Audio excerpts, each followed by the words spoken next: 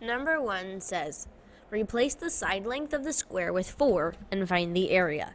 So the side length is 4. The formula that we use for the area of a rectangle is length times width. But in this square, the length and the width are both 4. So we need 4 times 4. Remember, that dot is just another way to represent multiplication. So the area of this is 16 because 4 times 4 is 16. And it was measured in inches. Area is a two-dimensional thing, so this should say inches squared. We want the unit squared. We do not want 16 squared. It should say 16 inches squared. Just the inches are squared, not the number. In number 2, it says complete the table for each of the given figures. And it lets us know that this has a side length of 36 meters and a side length of 23 meters. So the length or the width can be 36 and 23. If you switch those, that's okay. The expression for area is length times width. So we want 36 times 23, which is 828 meters squared. Now for the second rectangle.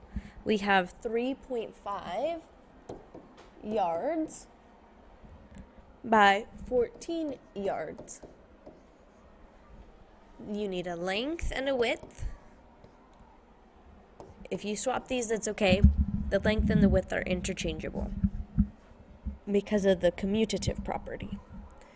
So we have 3.5 times 14. Remember, the dot in the middle can be multiplication. This one right here is a decimal, but if it's in the middle of the line, it can be representing multiplication. And 3.5 times 14 is 49. This one is measured in yards, but it's an area, which is two-dimensional. Question 3 asks us to find the perimeter of both of those rectangles from all three of the rectangles from problems 1 and 2. So the first one, we had a square, which was a 4 by 4, which means all sides were 4. To find perimeter, we add up all of the side lengths. So from question 1, 4 plus 4 plus 4 plus 4 is 16, and this one wants inches. Perimeter is only one-dimensional. It only goes around the outside, so it's just inches.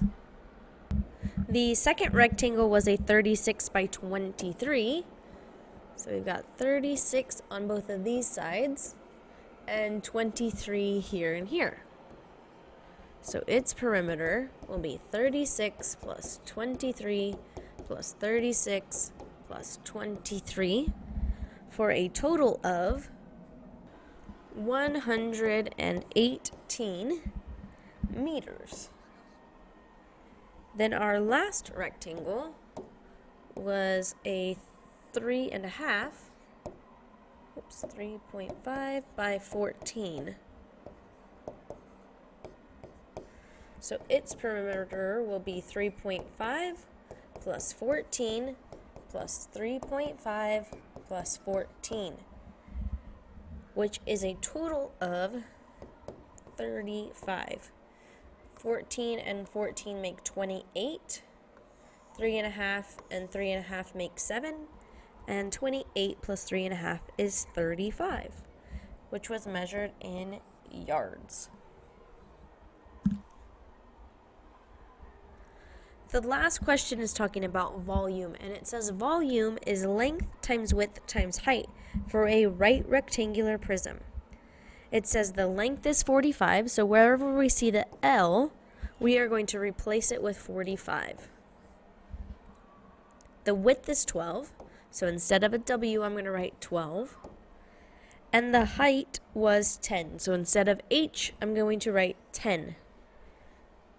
When you multiply 45 by 12 and 10, you should get a volume of 5,400.